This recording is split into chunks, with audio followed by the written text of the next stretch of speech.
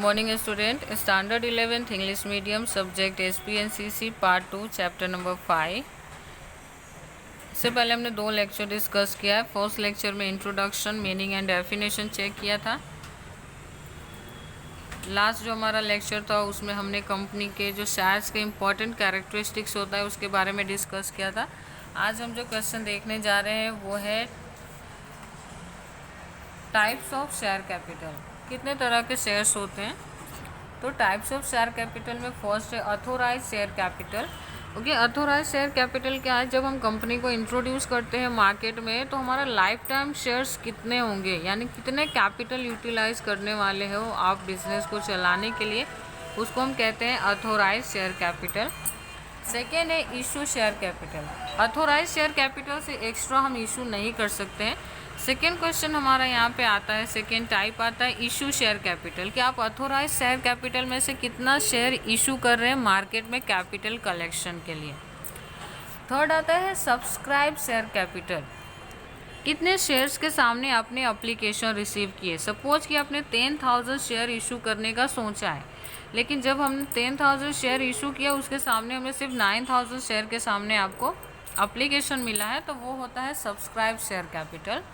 Fourth one है called up share capital. Okay, 9,000 shares के सामने आपको अप्लीकेशन मिला, लेकिन आपने कितने शेयर के सामने अलॉटमेंट किया है, आपको कितने शेयर्स के सामने कॉल मनी मिले हैं, उसको हम कहते हैं कॉल्ड अप कैपिटल, यानी आपने जो मंगाया हो। द लास्ट वन होता है पेड अप शेयर कैपिटल। आपने सपोज कि 9,000 अप्लीकेशन के सामने 8,000 शेयर होल्डर को आपने शेयर अलॉट कर दिया, लेकिन उन्होंने अलॉटमेंट मनी पे की, एप्लीकेशन मनी पे की, लेकिन कॉल मनी पे नहीं की। तो जितने लोगों ने कॉल मनी पे किया होगा ना शेयर पे, उसको हम कहते हैं पेड अप शेयर कैपिटल। तो याद रखना है how many types of share capital are there in a company. तो 5 टाइप्स हैं, authorise, issue, subscribe, called up and paid up share capital. Okay, next देखते हैं। उसमें सबसे पहले अथोराइज शेयर कैपिटल की बात करते हैं। The amount of a share capital is mentioned in the capital clause of a company memorandum of association as is an authorized capital। Okay, जब हम कंपनी का मेमोरेंडम ऑफ एसोसिएशन डिसाइड करते हैं, उसको प्रिपेयर करते हैं, तो उसमें कंपनी की अथोराइज शेयर कैपिटल की वैल्यू मेंशन की गई होती है कि कंपनी लाइफ टाइम में कितना कैपिटल यूटिलाइज करने वाली है, कितना खर्च करने वाली है। This capital is also known as registered capital और टोटल कैपिटल। इसको हम अदर किस नाम से जानते हैं? तो ये दूसरा इसका नाम है registered capital and total capital. Registered capital क्यों कहते हैं? क्योंकि मेमोरेंडम आपको पता है कि कंपनी का बेसिक एंड प्राइमरी डॉक्यूमेंट है, जिसके बिना कंपनी का रजिस्ट्रेशन पॉसिबल नहीं है। तो कंपनी का रजिस्ट्रेशन कराने के लिए हम जो डॉक्यूमेंट बनाते हैं मेमोरेंडम ऑफ एसोसिएशन, उसमें हम अथोराइज कैपिटल यानी कंपनी लाइफ टाइम कितना कैपिटल यूटिलाइज करने वाली है, ये एक हम नोटिफिकेशन देते हैं। वो नोटिफिकेशन उस रजिस्टर्ड के पास जाता है और वो उसे रजिस्टर्ड करता है, इसीलिए उसको हम रजिस्टर्ड कैपिटल कहते हैं। एंड टोटल कैपिटल क्यों कहते हैं? तो इससे ज़्यादा आप कैपिटल यूज़ नहीं कर सकते, इसलिए। Okay, the company can not issue shares more than the authorise capital. मैंने आपको पहले ही क्लियर कर दिया था कि अथोराइज कैपिटल से 1 रुपीज़ भी ज़्यादा का शेयर कंपनी इशू नहीं कर सकती है, क्योंकि इसका ये लास्ट लिमिट होता है। Okay, in future it is required to be collect more capital, there should be the provision in the article of association.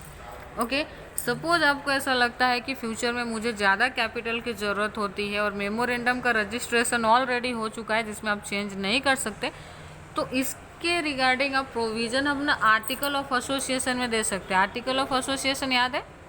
Company के 2 मेन डॉक्यूमेंट होता है, मेमोरेंडम ऑफ एसोसिएशन MOA और आर्टिकल ऑफ एसोसिएशन AOA। तो जो memorandum में अगर आपने नहीं दिया है तो आप आर्टिकल में इसके रिगार्डिंग है ना प्रोविज़न दे सकते हो कि अगर फ्यूचर में मुझे एक्स्ट्रा कैपिटल कलेक्ट करने की ज़रूरत पड़ी तो मैं यहाँ से प्रोविज़न पास करा सकता हूँ। Moreover, consent is essential in the shareholder meeting and resolution is a pass। भले अपने आर्टिकल ऑफ एसोसिएशन में इस तरह का प्रोविज़न दिया हो, लेकिन इसकी परमिशन जब तक कि आपको शेयर होल्डर की मीटिंग में नहीं मिल जाता, जब तक कि रिजोल्यूशन पास नहीं हो जाता, तब तक हम इस डायरेक्शन में किसी भी तरह का स्टेप नहीं ले सकते।